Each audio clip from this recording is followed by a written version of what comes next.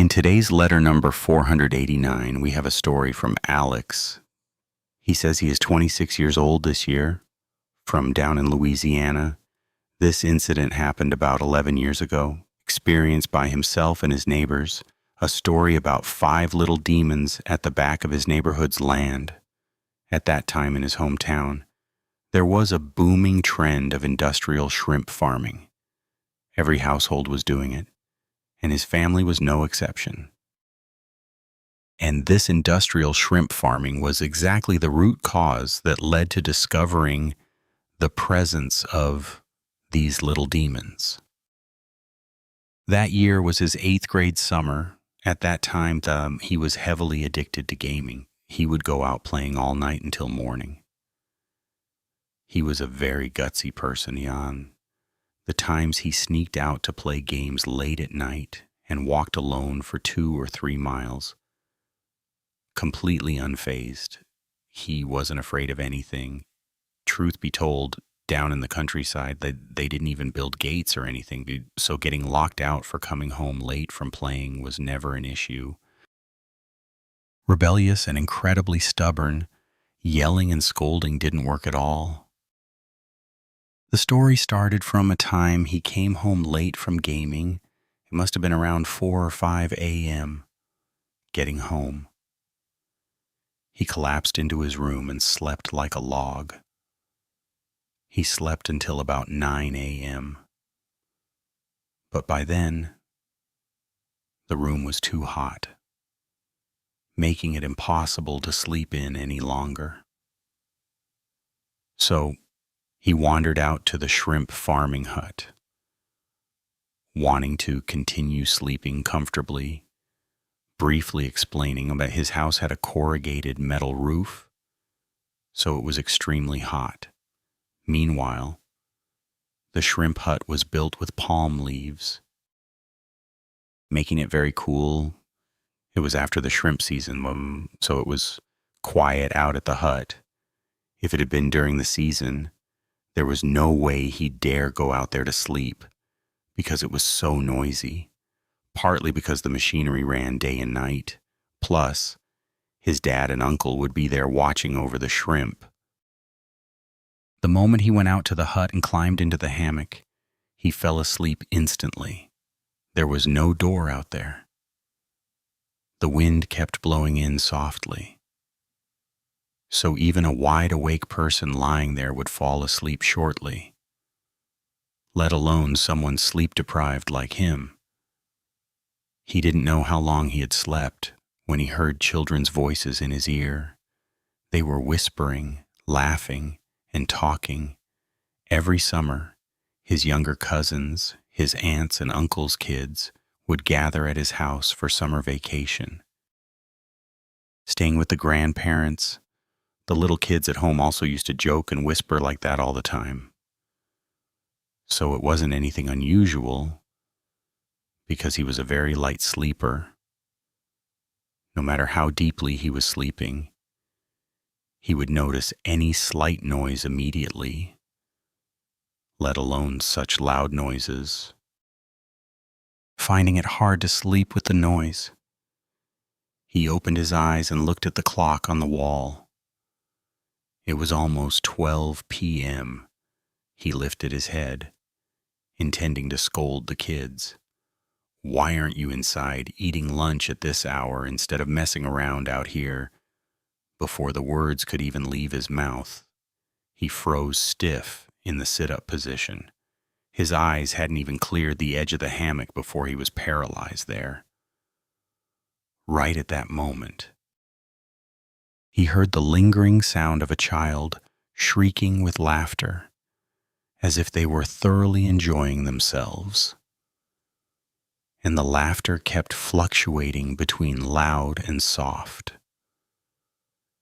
At that time, his body was completely stiff, but his eyes could still dart around because his view was blocked by the hammock. He couldn't see who was sitting on the side of the hut. Those laughs were accompanied by whispering that he couldn't hear clearly enough to know what was being said. The talking and laughing dragged on for about 5 minutes before stopping. Let me tell you, at that moment, he got goosebumps all over his body. When the laughter stopped, it took nearly a minute before he could move normally again. He sprang up immediately to see if any kid was there, but there was no one. He looked back at the path from the hut to the house to see if any kid was walking inside, but saw nothing either. He slipped out of the hammock and ran into the house really fast. Getting inside, he saw the little kid sitting and playing in the backyard. He asked, "Hey, did any of you go out to the hut to play just now?" They said, "No, we didn't. We just finished eating and just came out here to set up our game." Well, at that point, he felt a bit panicked. He went inside and told his grandmother. She even scolded him. "Are you going crazy from playing games all the time? You were sleep talking or dreaming. There's nothing out there." He assured his grandma that he was completely awake at that time with his eyes wide open, not sleeping or dreaming. But she didn't believe him. She said, "Your dad and uncle have been eating and sleeping out there all this time and haven't seen anything at that time." His uncle was lying on a hammock nearby. He spoke up.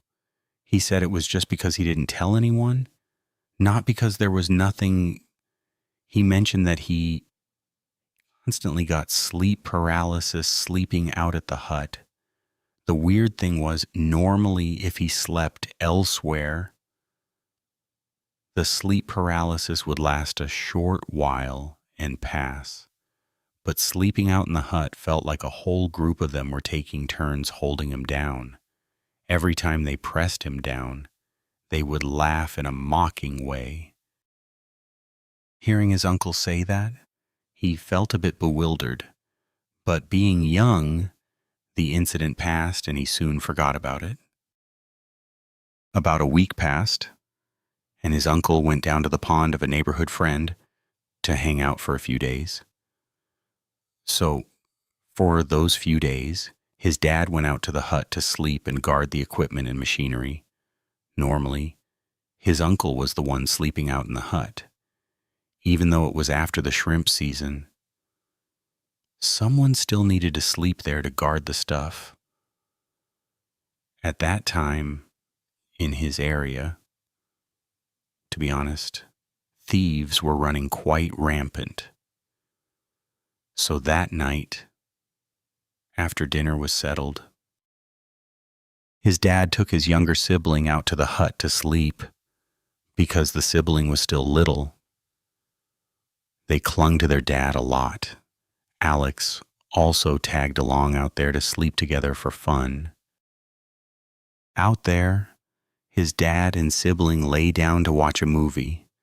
Meanwhile, he was sleepy, but the feeling was very strange. It was somehow restless and uncomfortable.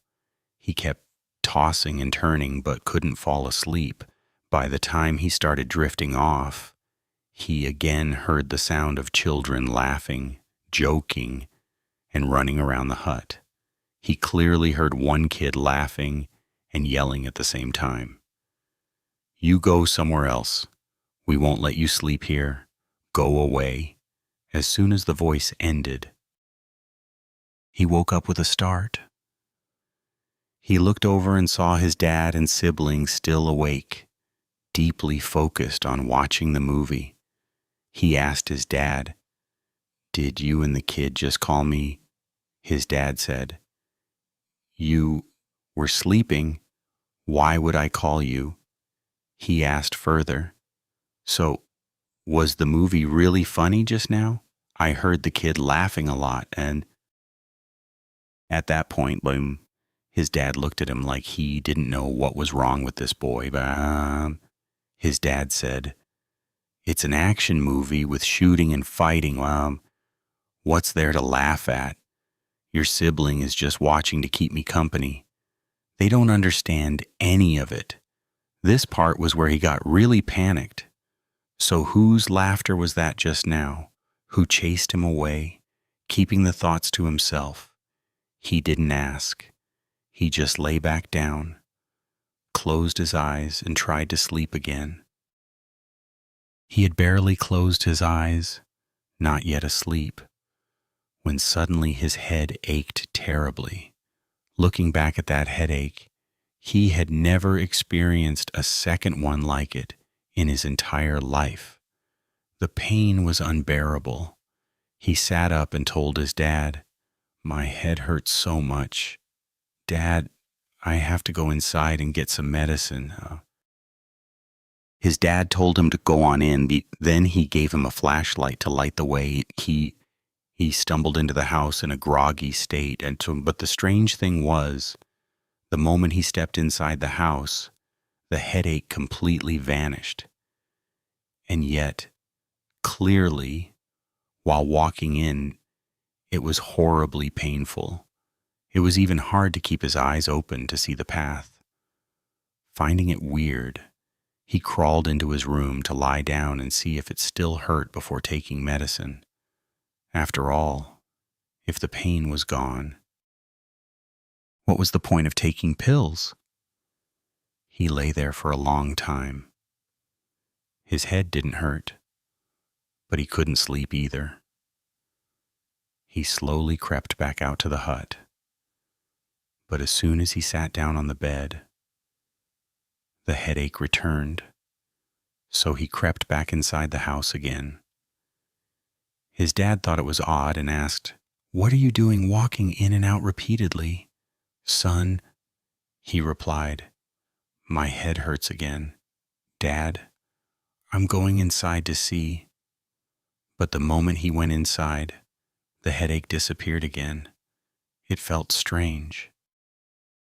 But he just slipped under the mosquito net and went straight to sleep since it was too late to stay awake.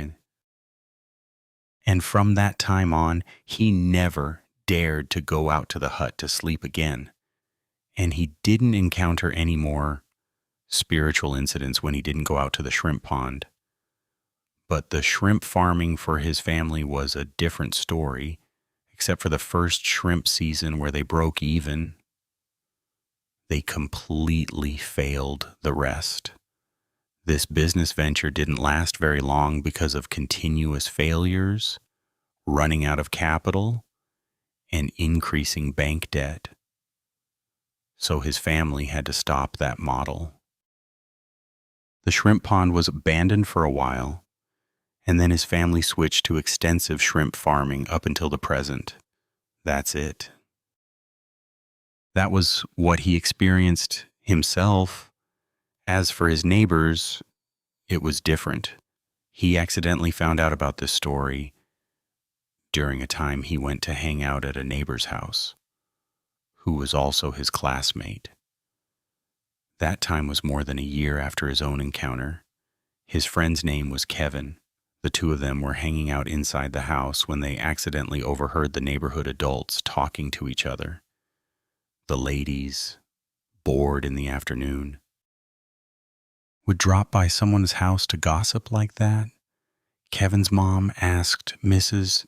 Smith, a neighbor, "How's the shrimp and crab catching lately?" She replied, and her face looked extremely gloomy. She exclaimed, "There's absolutely nothing, man. Just ghosts and demons." Kevin's mom also said they hadn't caught a single one on her side either. Everyone was sitting there, looking sad and sighing. Then suddenly, while sitting, Kevin's mom said, "Speaking of ghosts and demons, it reminds me." Then she started telling a story about when she and her husband were building their house. They invited a master to come over and check the feng shui of the house and doors. He walked around and checked everything and then went to the back of the house to draw some water to wash his face. Then she saw him standing there, staring blankly at the back portion of her land. A moment later, He came in to drink tea with the couple and told them this story. "I've finished checking the house and it's fine, but let me tell you this. At the back of this land, there are 5 little demons." Hearing him say that, Kevin's parents immediately asked, "So, do they cause any trouble being there, Master?" He replied that it was nothing to worry about. It looks like they've been there for a very long time without causing any chaos. So let's just act normal. Hearing the way the master spoke sounded like he was just trying to reassure them so they'd have peace of mind. So Kevin's parents added another question. "Can you catch them, Master?"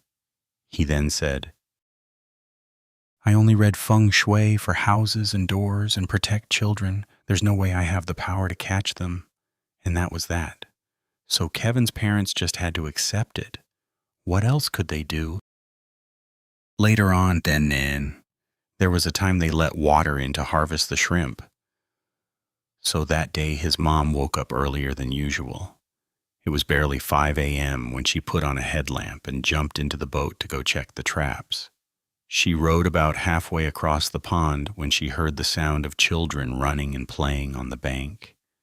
She shined her light in that direction and saw the silhouettes of several little kids running around, but couldn't see their faces. At that hour, dawn was just breaking. If it were completely dark, shining a light would let you see far. But in the twilight, it was very difficult. She just ignored it. She thought to herself, "Whose kids are running around the banks and bushes playing at this hour?" She thought so, but then turned back to continue emptying the shrimp from the trap onto the boat. Then she blindly emptied 2 or 3 more traps. She was getting close to the back portion of the land. At this point, she swept the flashlight toward the bank, where the mud bank was exposed when the pond's water level dropped. She saw something that made her gasp.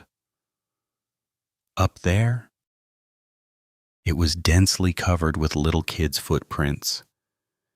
They had completely trampled that whole section of the pond, from there all the way to the back bank of her house. She suddenly remembered the kids from earlier. So she looked around for them and saw a whole group of them playing up on the pond's bank. She rowed the boat really fast toward them. Getting closer, she started yelling. She cursed while fiercely slamming the paddle into the water to release her anger. What kind of kids are so destructive?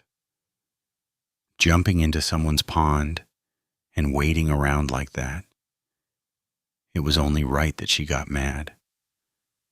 Hearing the yelling, they stopped playing and turned to look in the direction she was shouting, whether due to the lack of light or some other reason.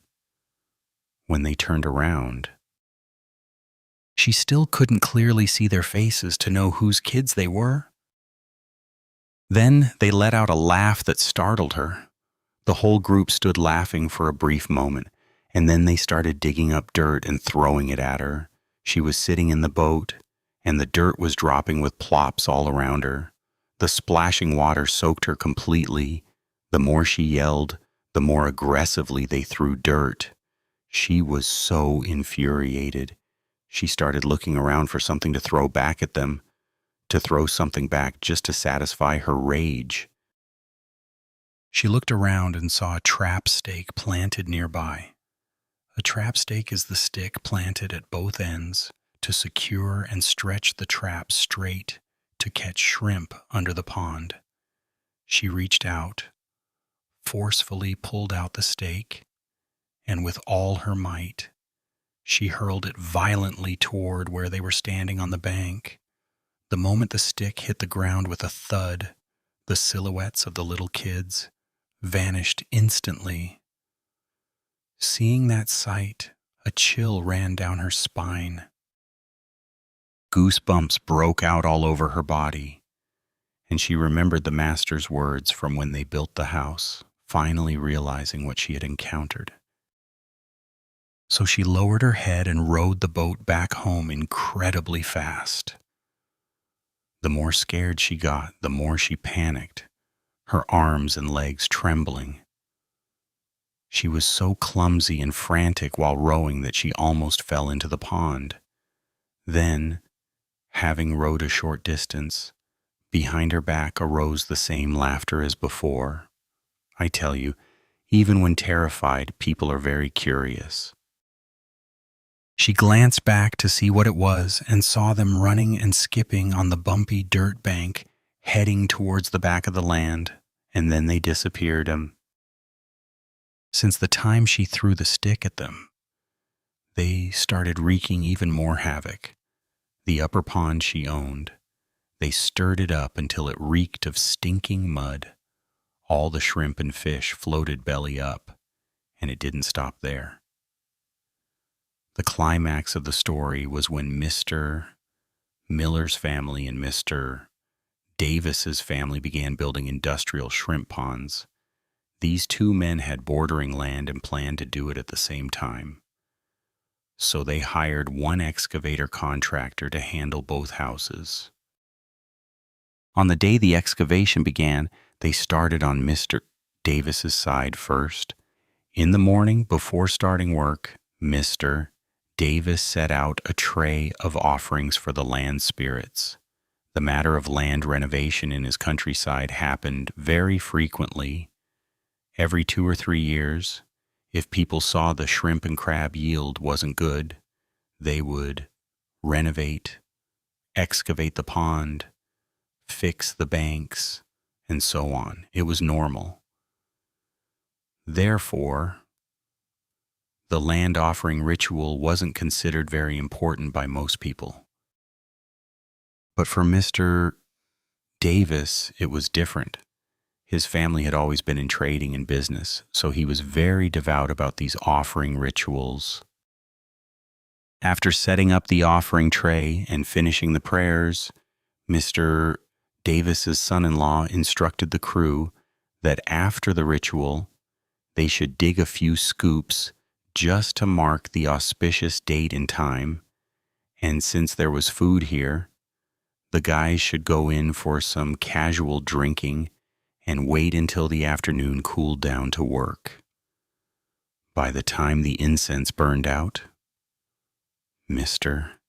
Davis's son-in-law went out to clear the offering tray to bring inside for the drinking session. Looking at the tray, he was startled. The offering food had already gone sour and slimy. This was the first time he encountered that, so he was a bit bewildered. Standing near the offering tray was the bulldozer driver. Seeing him standing there dazed, the driver came closer, looked, and asked, "Seems like this land has a lot of them." "Huh." The son-in-law looked clueless. "Huh. What do you mean a lot?" the driver said. "Well, a lot of invisible beings, of course." This kind of thing was nothing strange to drivers working in this profession. The son-in-law was puzzled. So he replied, "I don't even know. It's never been like this before." Seeing that the food was all spoiled, he just clicked his tongue, threw it away, and went inside to prepare other food to drink. The first day of work went very normally, but by the second day, things started to stall. Early in the morning, the excavator broke down right after it was fixed. The bulldozer broke down in the afternoon. The machinery tormented them for 3 whole days without them getting any work done. Right after fixing them completely and working for half a day, the 2 machines would break down again. At that point, the bulldozer driver was seen whispering something to his boss. And the boss left for somewhere, returning in the afternoon. Upon returning, he climbed into the cabins of the 2 vehicles. He fumbled around with something for a while and then came out. He just told the 2 drivers, "It's fine now. Just work as normal." Then he headed straight home. From then on, the two drivers worked smoothly, and the ponds for both houses were finished. The first season, Mr. Davis and Mr. Miller won big after 3 months of farming. The incident started happening when they entered their second shrimp season. Well, first was the hired hand raising shrimp for Mr. Davis's family. That day, after feeding the shrimp in the morning, he was so tired that he lay down to sleep and regain his strength. While sleeping, he heard a voice calling, "Hey, come out here and play with us. It's so boring. Come out and have some fun." Half asleep, he answered purely out of reflex, unable to open his eyes. He said, "I'm dead tired. What playing? I'm sleeping a bit more." Right as he finished his sentence, he heard a huge slam on the bed, and then someone grabbed his leg and yanked it, making him fall from the bed to the ground. He scrambled to get up, looking frantically around to see who just pulled him, but saw no one. He went out to look around the shrimp pond, but there wasn't a single soul. He ran into the house to check, but Mr. Davis's house was completely locked up. At this point, he thought to himself that he was just too tired. So he had a nightmare and thrashed around himself, thinking it was nothing. But from then on, every time he slept, there was the sound of things being rummaged and dragged around. Not only that, but someone would rummage through the bags of shrimp feed, spilling them all over the ground. Every time that happened, he would grumble and curse while cleaning up. He kept thinking it was rats causing trouble, but he watched constantly and couldn't catch a single one. Until that night while sleeping, he saw 5 little kids running and joking around his bed, and one even ran up, patted his face, and told him to come down and play. "You just lie there sleeping all the time." In his dream state, he asked them back, "Where did you guys come from?"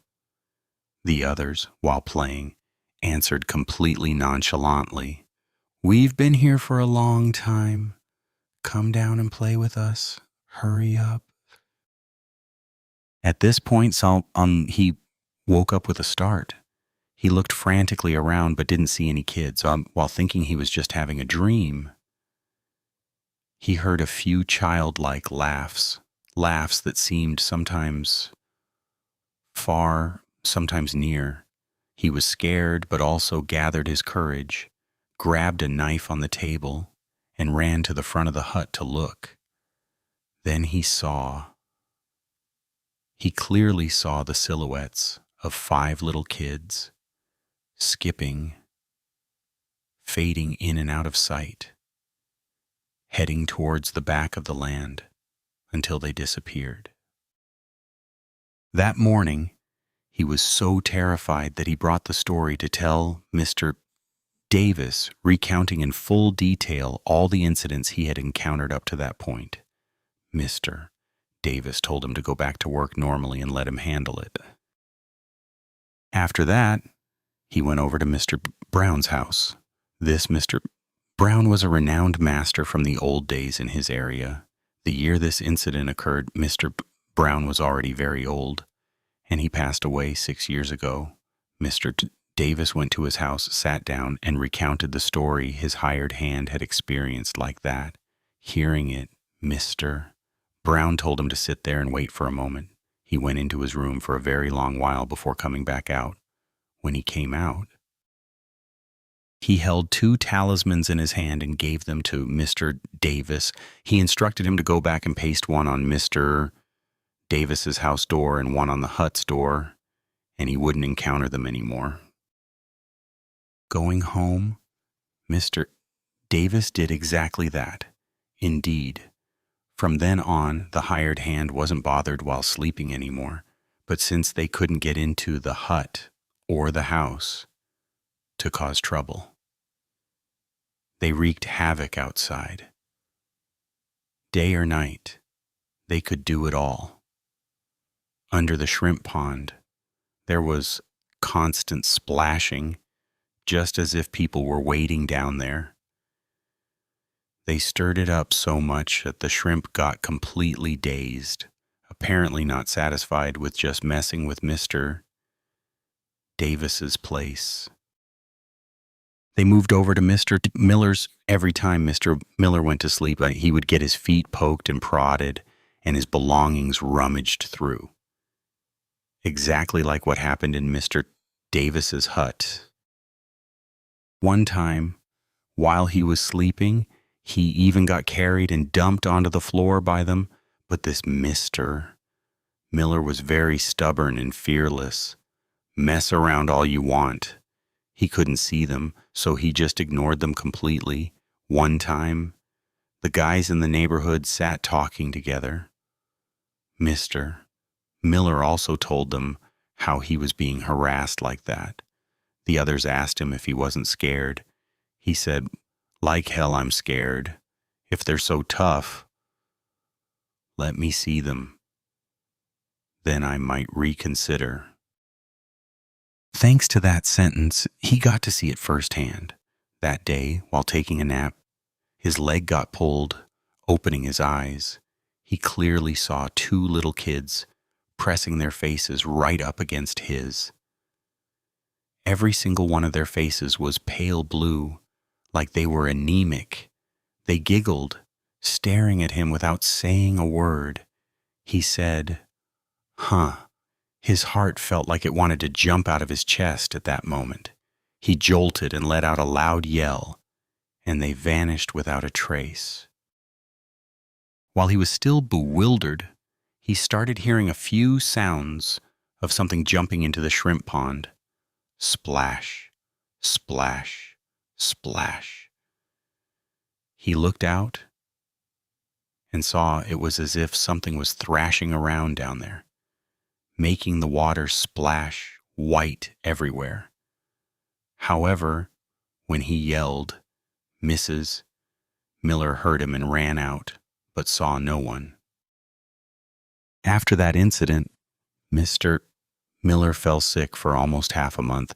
During the time he was sick, his son went out to guard the shrimp pond in his place, and he also got harassed by them, no differently than his father. Every time he went into the house to eat, when he came out, he would see the hut looking like a garbage dump. They tore everything apart, unable to take it anymore. Mr. and Mrs. Miller went over to Mr. D. Brown's to ask for help. At this point, Mr. Brown knew he had to catch them. Otherwise, letting them cause chaos like this, nobody could live. He also gave Mr. and Mrs. Miller a talisman, instructing, "You two head back there first. Take this and paste it on the hut door for now so I can prepare, and in a day or two, I'll come over." At 11 a.m. the next day, Mr. Brown slung his satchel over his shoulder and went to Mr. and Mrs. Miller's house. He just stood from inside the house looking out toward the back of the shrimp pond. He said, "Good grief, 5 of them. Huh? No wonder you and Davis can't live in peace with them." He then walked briskly out to the shrimp pond. Getting close to the back of the land, they saw him dart quickly a few times, pull something out of his satchel, and throw it forward. After throwing it, he stood there staring blankly for a moment, then shook his head and walked back in. "Going inside, Tia," he said. "They ran away, couldn't catch any of them.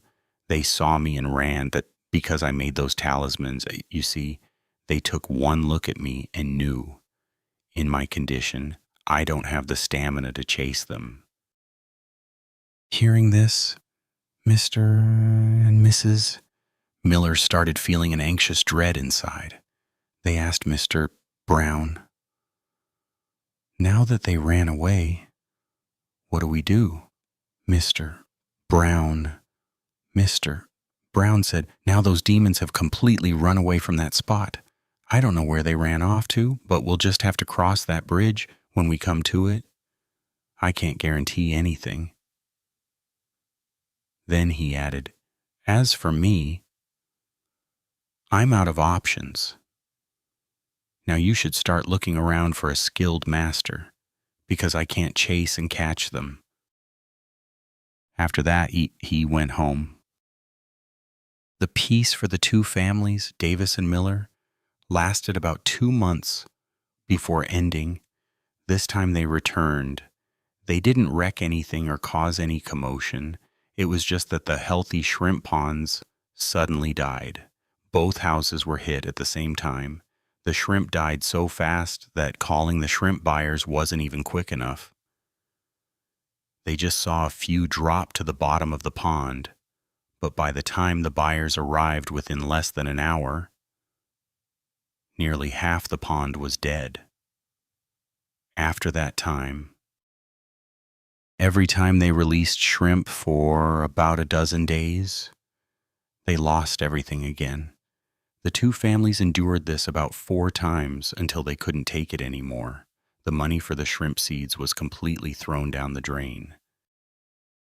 Seeing many strange omens and agonizing over the lost money and property, the two families kept whispering back and forth, deciding to scout for a skilled master to come and root out these guys once and for all. Through a business acquaintance's introduction to Mr. Davis, he found a very powerful master all the way up in Texas. On the day they managed to invite the master over, the locals were curious and gathered around to see how he caught demons. Before performing the ritual, he instructed the onlookers, just stand inside here and watch, okay? Don't come near my spot. These things are demons, not just regular ghosts. Get too close and they might possess you, which will be a huge hassle. Then he walked up to the back of the land and set out a ritual table. Let me tell you, the incense smoke was blindingly thick. Alex and Kevin, being overly nosy, couldn't resist. They ran as fast as their legs could carry them all the way out to the back of Kevin's land, hiding by the coconut bank to peek out. I'll tell you, a whole cluster of houses in this story were situated around the perimeter, while the spot where the master performed the ritual was right in the middle. They saw him hold the incense forward, probably praying about something for a moment. After finishing, he stood there talking to himself. When he stopped talking, he quickly snatched some talismans from the table and tossed them forward. The two friends and the curious onlookers saw it with their own eyes, so it was incredibly strange. He tossed them, and the talismans flew right against the wind. When he tossed the talismans, everyone could even hear the sounds of children laughing and then crying and screaming as if being spanked. But looking frantically around, they didn't see a single child lurking about. After tossing the talismans, the master picked up 2 of them, then turned his back and walked straight into the house. A while later, sitting down, drinking water and resting, people gathered around and asked, "Earlier you threw a whole bunch of talismans, so why did you only bring back 2, Master?" He smiled and said, "I only caught 2 of them. The other 3 ran away, but they probably won't dare come back." Mr. Davis honestly asked, "How do you know they won't come back? Last time they were scared off by Mr. Brown and left once, but they still came back. That's why I had to invite you here. The master then recounted the whole story from beginning to end that he had discussed with them for everyone to hear. He asked them where they came from being here. Why were they causing destruction and not letting people work in peace? They recounted that they had been here for a very long time, coming from a different region, not native to this land. Back then, they were wandering around this place, found it so fun, and decided to stay until now. They said that back then, this neighborhood was crowded and fun, full of little kids, with only one or two old men. His neighborhood in the past had a small cemetery nearby where many children were buried alongside just one or two old people. That was what they meant. Later on, the other people all left, but because they were used to living here, they just stayed until Mr. Davis's and Mr. Miller's families renovated the land for industrial shrimp farming, bothering them. So they felt annoyed. They complained that at night, bright lights were lit up. Those metal blocks kept making a racket day and night. They had been used to the quiet all this time. So being subjected to that, they retaliated to stop the noise. The master advised them to follow him back. He would send them to a temple to practice cultivation so their earthly attachments would soon expire, but they refused. They told him that playing around was more fun. Now that they were older, they could play day and night, and then they ran away. Consequently, that was why the master only caught 2 of them.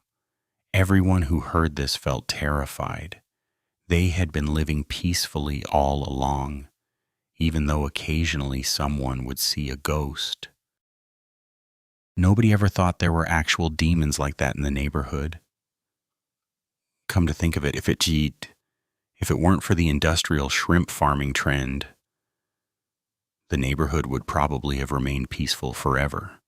But with life progressing, you can't really say that. Sometimes it's just fate for the folks in the neighborhood to become aware of the spiritual presence and perhaps become more spiritually mindful in general. Everything up to the present moment remains peaceful.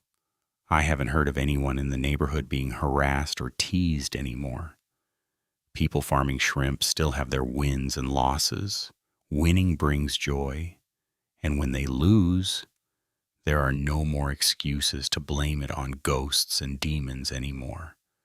That is the entire content of the letter that Alex sent to the channel today. Thank you all for tuning in. Thank you very much, Alex. Wishing you all a good night.